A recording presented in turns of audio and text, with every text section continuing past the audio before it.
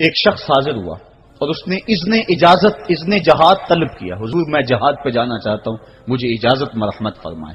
حضور نے فرمایا احیٌ والدا کا, کیا تیرے والدین زندہ ہیں؟ قالا نعم, عرض کی ہاں حضور میرے والدین زندہ ہیں.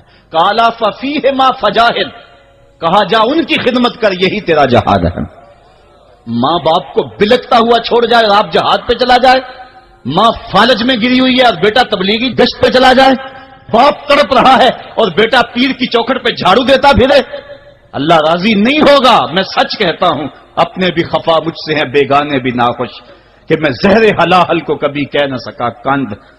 بات وہی کہتا ہوں, سمجھتا ہوں جسے حق. نئے ابلائی مسجد ہوں, نئے تہذیب کا فرزند. محمد عربی صلی اللہ علیہ وسلم سے بڑا پیر کون ہو سکتا ہے؟ لیکن حضرت وہ ویسے کرنی نہیں آ رہے. آقا کریم اپنے بٹن کھولتے ہیں اور کرن کی طرف, یمن کی طرف رخ کر کے لمبی سانسیں لیتے ہیں اور کہا میں رحمان کی خوشبو پا رہا ہوں. ایک دن صحابہ نے پوچھا بندہ نواز, جس کے لیے تڑپتے ہو, جس کی ٹھنڈی ہوائیں آپ کو آ رہی ہیں, وہ آپ کا بڑا پیار کرنے والا ہے. کہا ہاں میرے سے بڑی محبت کرتا ہے. تو کہا پھر اتنی محبت کرتا ہے تو یمن تو دور نہیں ہے. بلال حبش سے آ گیا, سلمان فارس سے آ گیا, سہیب روم سے آ گیا, اور وہ یہاں یمن سے نہیں آ سکا. فرمایا اس کی بوڑھی اور نابینا ماں ہے جس کی خدمت اس کو نہیں آنے دیتی. اللہ اکبر. اب حضرت اویس کرنی نہیں آئے لیکن خیر التابعین کہلائے. آئے نہیں لیکن حضور ان کی یاد میں تڑپ رہے. اللہ, بلکہ حضور نے فرمایا کہ کوئی جائے اویس بن عامر کو ملے, اور جب ملے تو اس کو کہنا میری امت کی بخشش کی دعا کرے. جو ماں باپ کی خدمت کرتا ہے اس سے ثابت ہوا اس کی دعائیں قبول ہوتی ہیں.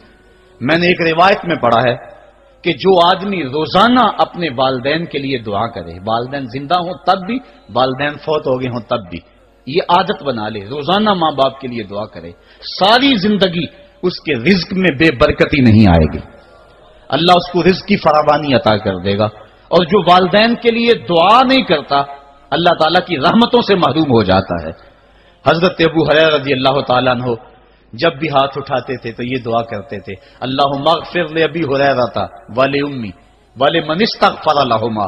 اے اللہ ابو ہریرہ کو بخش دے, حضرت ابو ہریرہ کی ماں کو بخش دے, اور قیامت تک جو ہم دونوں کے لیے بخشش کی دعا کرے اس کو بھی بخش دے. حضرت امام محمد بن سیرین ایک بزرگ ہوئے تابعی, جب بھی دعا کرتے تھے یہ دعا ضرور کرتے تھے, اے اللہ ابو ہریرہ کی بخشش کر دے. کسی نے کہا کہ تمہیں ابو ہریرہ رضی اللہ تعالیٰ نے ان کی ماں سے بڑی ہمدردی ہے. کہا ان سے جو ہمدردی ہونی ہے وہ تو ہونی ہے. انہوں نے کہا ہوا ہے اللہ ابو ہریرہ اور ان کی ماں کو بخش دے, جو ان کے لیے دعا کرے اس کو بھی بخش دے. تو میں دعا کر کے اپنی بخشش پکی کر رہا ہوں. تو والدین کے لیے دعا کرنا اللہ کی رحمت کو دعوت دینا ہے. تو فرمایا کہ جاؤ اویس بن عامر کو جانا اور جا کے اس کو میری امت کے لیے دعا کا کہنا. حضرت سیدنا عمر فاروق حضرت علی المرتضیٰ گئے, جا کے ڈھونڈا, تلاش کیا, اویس بن عامر ملے, حضور کا سلام کہا, بس پھوٹ پھوٹ کے رونے لگے. کہا بتاؤ میرے رسول کے لبوں پہ میرا نام کیسے آیا تھا؟ حضور میرا جب تذکرہ کرتے تھے کیسے کرتے تھے؟ یہ درد دیکھا تو بولے کہ کیا آپ اتنی محبت رکھتے ہیں تو پھر ملنے کیوں نہیں آئے حضور کو؟ اتنا جو پیار رکھتے ہیں تو زیارت کرنے کیوں نہیں آئے؟ تو حضرت اویس کرنی نے بات کے رخ کو بدلا. کہا تم نے میرے رسول کو دیکھا؟ تم نے میرے رسول کی زیارت کی ہے؟ کہا ہاں ہم تو صبح و شام وہاں رہے ہیں. کہا پھر بتاؤ حضور کے یہ ابرو جڑے ہوئے تھے یا کھلے ہوئے تھے؟ اب دونوں حیران ہو گئے. کہا تم نے تو دیکھا, میں نے تو دیکھا نہیں, تم بتاؤ نا. پھر میں تو گیا نہیں, مجھے کہتے ہو گیا نہیں, تم بتاؤ حضور کے ابرو جڑے ہوئے تھے یا کھلے ہوئے تھے؟ حیران ہیں. کہا حضور آپ ہی. کہا کوئی دور سے دیکھتا تو جڑے ہوئے نظر آتے, قریب آ کے دیکھتا تو کھلے ہوئے نظر آتے. یہ وہ ہے جو ماں کی خدمت کرتا رہا اور حضور کے دربار میں حاضر نہیں ہو سکا, لیکن حاضری اس کی تھی, وہ جہاں بھی تھا وہ نبی کے قرب میں تھا. تو اس لیے ماں باپ کی خدمت اتنا بڑا وظیفہ ہے. حضرت بایزید بستامی کہتے ہیں میں نے حق معاف کروا لی اپنی ماں سے, کہ ماں تیرے حق ادا کروں یا اللہ کے حق ادا کروں؟ تو مجھے اپنے حق معاف کر دے, میں اللہ سے اپنے حق معاف کروا لیتا ہوں, اپنی اللہ کو راضی کر لیتا ہوں. جنگلوں میں گھومتے رہے, 12 سال بیت گئے. ایک دن دوبارہ آئے, بستام کی سمت سے گزرے, خیال آیا چلو ماں کو سلام کر جاؤں.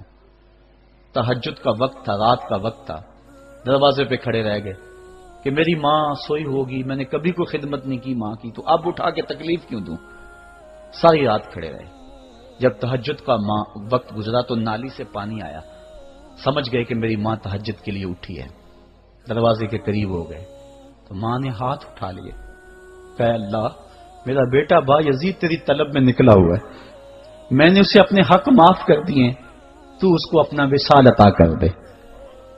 حضرت با یزید دروازہ کھٹکھٹانے لگے اور ماں کے قدموں میں لپٹ گئے اور رو کے کہنے لگے جس رب کو میں جنگلوں میں تلاش کرتا ہوں وہ تو رب میری ماں کے پاس ہے۔